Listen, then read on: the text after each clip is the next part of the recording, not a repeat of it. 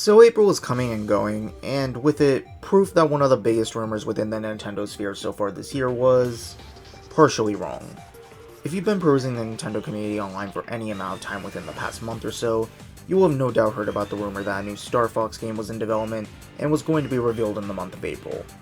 Now April 30th has come, and so is the point in the day where Nintendo would typically drop an announcement for something if they had one, and Star Fox was nowhere to be seen. And so, I'm certain that there will be people getting ready to sharpen their pitchforks towards those insiders who made these claims, and so I wanted to make a brief video talking about it before it potentially happens. Let me preface this by saying, I absolutely despise insiders and the damage I believe they've done to games discussion online. Largely because not only do they ruin reveals in my opinion, by taking away the spectacle of hearing of a new game through a hype reveal trailer, by instead leaking it via walls of text on social media or forums, but also because of how much their rumors and leaks over-centralize games discussion in my opinion, to a point where it feels like people have become overly reliant on them for content. That being said, I think we as fans harbor a lot of the blame for the current position we're in on that front. Because holy shit, have you guys ever heard the saying, fool me once, shame on you, fool me twice, shame on me? Well, fool me however many times some of these people have bit on insider rumors that turned out to be at least partially inaccurate, and you deserve to be seen in public with that egg on your face.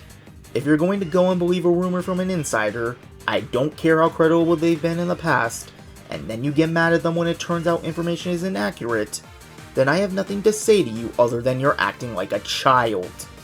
In the future, I would suggest that we learn to take insider rumors as just that, rumors, and not give them too much thought without full announcements. Trust me, I've been burned by this before.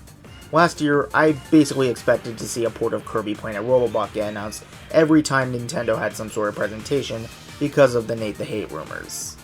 Maybe it is something that's being sat on, but I feel less and less like that's the case with time.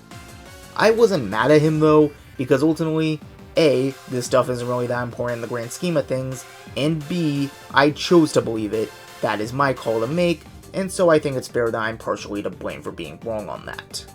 That being said, I'm not giving up just yet on the idea of there being a new Star Fox game in the works. I just think the initial guess towards the reveal timing was wrong.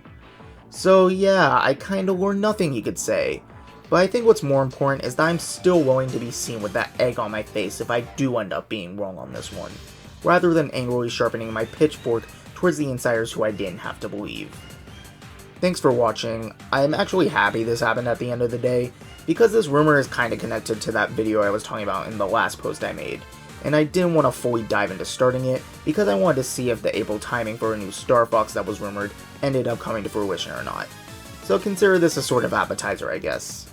Anyways, have a great day, and Star Fox fans, I'm rooting for you guys to be happy. I really am.